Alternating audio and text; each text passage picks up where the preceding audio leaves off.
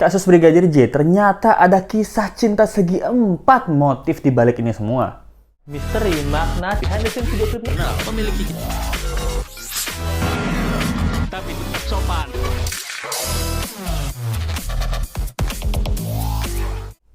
Hai, apa kabar? Kembali lagi di Let's Go. Apa kabar kalian semua? Semoga kalian baik-baik aja. Kita masih mengupdate motif apa yang kira-kira terjadi pada kasus Brigadir J ini. Ini bikin kaget banget sih. Kalian harus tonton video ini sampai habis ya.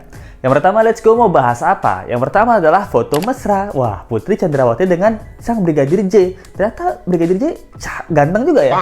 Lalu adalah teori cinta segi empat. Bukan cinta segitiga loh, tapi cinta segi empat. Lalu gimana tentang keamanan Baradae sekarang? Dan serta statement Kamarudin Simanjuntak yang udah tahu lama tentang motif ini. Gimana kelanjutannya? Let's go kita bahas saja. Jadi yang pertama, Let's Go mau bahas nih tentang foto ini nih. Nah, foto ini adalah foto mesra, bisa dibilang mesra mungkin ya. Atau foto kedekatan dari Putri Chandrawati dengan Brigadir J. Nah, jadi foto ini adalah foto di mana event HUT Polri itu terjadi pada tanggal 1 Juli 2022. Baru dong bulan lalu sebelum Brigadir J meninggal dunia. Nah, dari foto ini aja kita bisa lihat ya. Itu kedekatan banget ya. Dari sang Putri Chandrawati sampai memegang lengan dari sang Brigadir J. Dan saya memang lihat, saya akui sebagai pria, Brigadir J ini memang tampan ya. Tampan dan rupawan gitu. Nggak cuma di foto ini, fotonya waktu dia ulang tahun, itu waktu senyum juga tampan dan menawan. Mungkin ini salah satu favorit atau salah satu daya tarik dari Brigadir J yang disukain banget sama Ibu Putri Chandrawati. Nah, di foto ini tuh juga kelihatan dua orang ajudan lainnya. Salah satunya adalah Brigadir RR yang ikut menjadi tersangka dalam kasus pembunuhan Brigadir J ini. Kok tega-teganya Brigadir RR jadi tersangka? Ya tega lah, yang nyuruh atasannya langsung, gimana bilang enggak?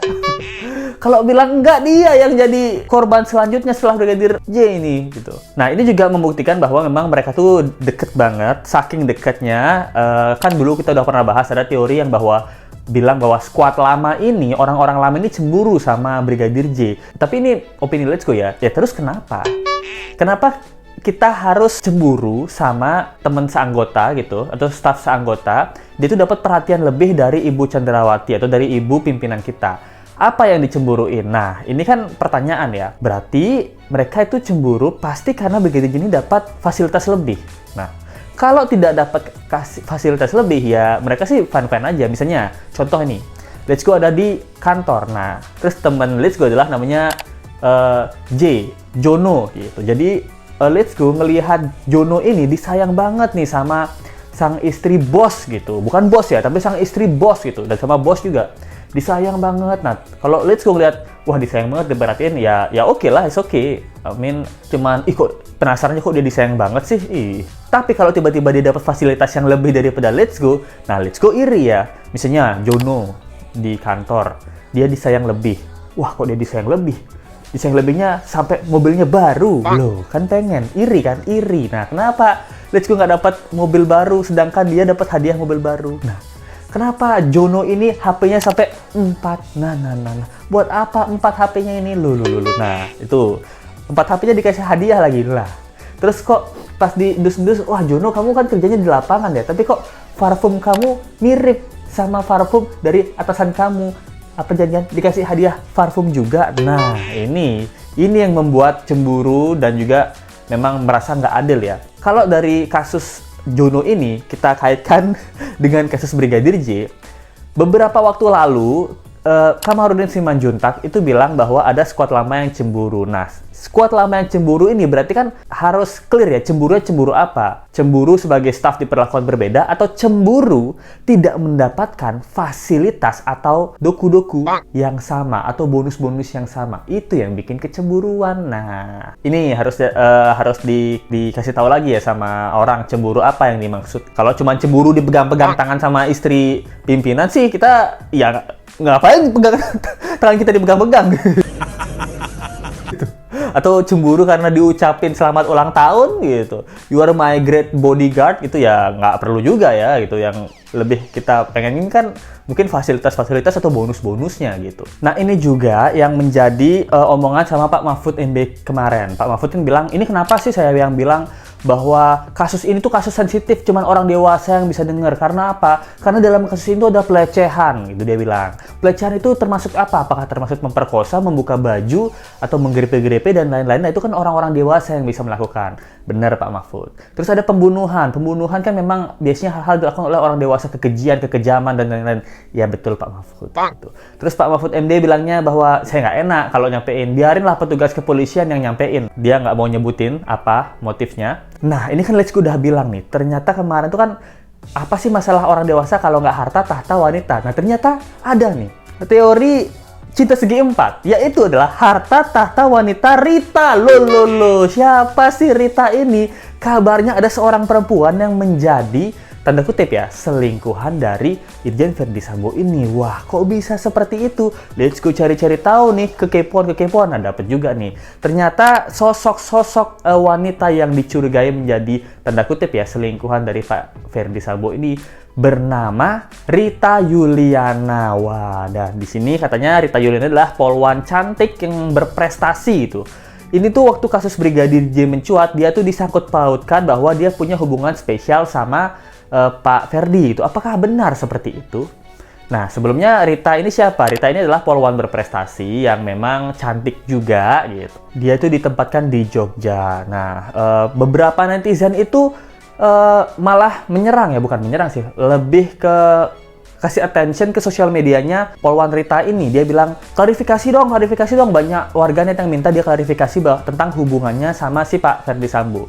Nah, kebetulan Rita ini itu pernah menikah sesama anggota kepolisian juga. Tapi sekarang mereka tuh sudah berpisah. Nah, jadinya kan si Rita ini itu ya jendes gitu. Jadinya dikait-kaitkan ada hubungan sama Pak Irjen Verdi Sambo. Jadinya makanya ini dibilang cinta segi empat gitu. Karena ini ngomongin orang baru ya, supaya nggak salah-salah nih. Nah, Let's Go ada cerita nih. Ini menurut omongannya Pak Kamarudin Simanjuntak. Tapi emang Let's Go lihat ya, ini polwan ini cakep banget. Kenapa polisi-polisi Indonesia ternyata cakep-cakep banget ya? Ini polwan Rita cakep.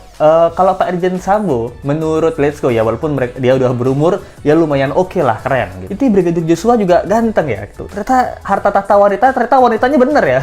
Ini kalau masalah harta dan tahta kayaknya kurang mungkin, dia masalah percintaan dan kewanitaan ini kayaknya. Nah, di salah satu artikel ini, Kamarudin Simanjuntak, salah satu pengacara dari keluarga Brigadir J bilang, kalau masalah rumah tangga, kan pertanyaan dulu, awal saat saya membuat laporan polisi di Barreskrim Polri, ada dugaan informasi bahwa Pak Verdi Sambo diduga memiliki kedekatan dengan polwan cantik. Dan itu menjadi rahasia umum. Oh, rahasia umum berarti nih. Umum-umum di kalangan polisi ya mungkin ya. Di umum-umum kalangan kita tuh nggak umum. Dan kedekatannya itu apa benar atau enggak? Nah, itu tugas penyidik buat membuktikan gitu. Kata Kamarudin Simanjuntak waktu wawancara yang diunggah di kanal YouTube-nya CNN Indonesia gitu katanya. Nah, terus dia bilang Brigadir J ini sempat bocorin info tersebut, info selingkuh-selingkuhnya.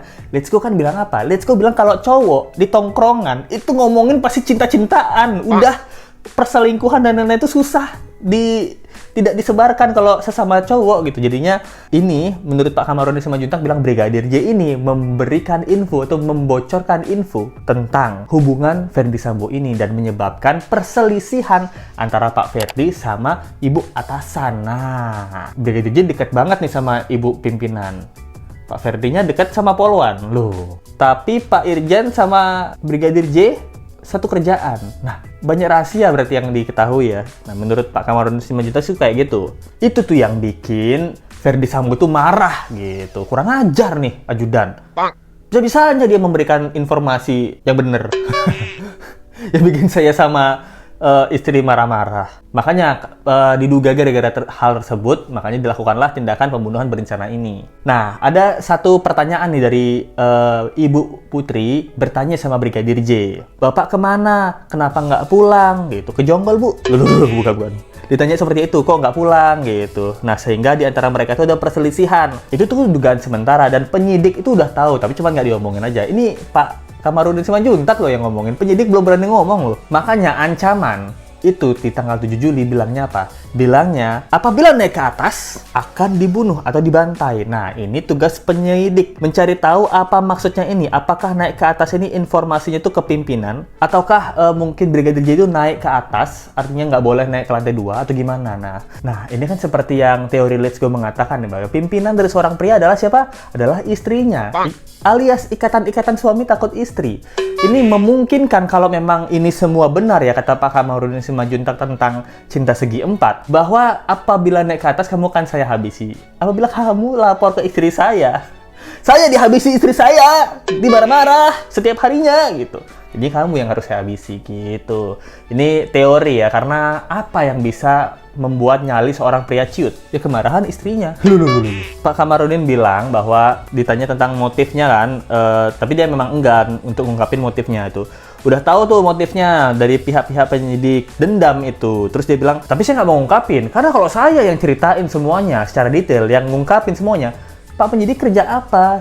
Ya karena kita kemarin-kemarin ini udah banyak kan Pak Kamarudin ini yang ngomongin ke publik masalah tindakan pembunuhan berencana, otopsi ulang, dan lain-lain. Nah, dari statement-statement Kamarudin Simanjuntak itu menurut Let's Go ya, itu malah membantu pihak penyidik untuk membuktikan gitu. Jadi pengacara ngomong, penyidik membuktikan. Nah, ternyata omongan-omongan dari kuasa hukum Brigadir J ini sudah dibuktikan sendiri oleh penyidik gitu. Jadinya kayaknya dua orang ini memang saling bantu-membantu lah gitu, walaupun nggak di dalam kubu yang sama gitu. Lalu gimana nasib Baradae? Nah, Baradae ini memang harus diberi ekstra pengawalan khusus gitu, karena kan sekarang udah tahu ya, musuh sebenarnya adalah petinggi-petinggi. Nah, takutnya Baradae ini disikat atau dihilangkan nyawanya, jadinya memang harus dijaga lebih ketat. Keluarganya terutama juga harus dijaga lebih ketat. Apalagi mungkin kemarin Let's Go yang bilang ada deal-dealan apa nih Pak Irjen Sambo sama Baradae. Apakah deal-dealannya itu berupa hadiah yang besar atau malah ancaman gitu. Kalau kamu nggak sikat Brigadir J, kamu yang saya sikat men gitu.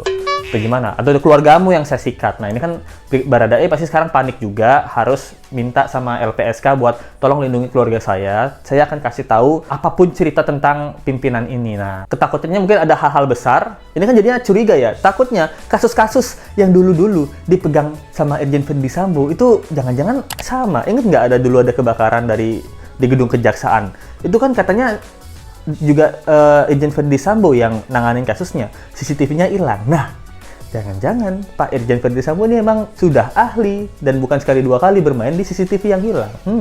Pertanyaan. Saya tidak menyebar hoak ya, saya bertanya nih, apakah ada kaitannya apa enggak? Ini tolong diungkap Pak Baradae. Karena sekarang mau jadi justice kolaborator. Kalaupun dia jadi justice kolaborator, dia mungkin akan menerima hukuman 15 tahun penjara. Yang dimana hukuman 15 tahun penjara itu juga lama ya. Ini kayaknya memang menjadi tumbal di Baradae. Seperti teori yang Let's Go pernah bahas di awal. Nah, itu dia yang Let's Go bisa bahas. Menurut kalian gimana? Bener nggak sih tentang teori cinta segi empat ini? Sampai sekarang, polwan yang dimaksud, harta tahta wanita Rita ini belum memberikan konfirmasi. Nah, kalaupun memang hal ini benar terjadi, ya kaget Let's Go. Teori Let's Go bener lagi ya, kaget. Tapi kita tunggu aja dari pihak-pihak yang disebutkan oleh warganet. Nah, kenapa warganet tuh bisa sampai ke sini? Karena ya itu tadi, dibilangnya mungkin ini sudah rahasia umum di pihak kepolisian ya. Jadi kita mungkin ada orang yang ngebocorin atau gimana, ya kita tunggu aja kelanjutan kasusnya dan klarifikasi dari pihak-pihak yang dituduhkan atau yang diduga ikut terlibat dalam kasus ini. Itu dia misalnya, jangan lupa like, comment, share, dan subscribe video ini. Kita ketemu lagi di video berikutnya. Thank you banget yang udah nonton ya. Sampai jumpa lagi. Bye. Misteri makna behind the scene video klip Nah, memiliki tapi tetap sopan.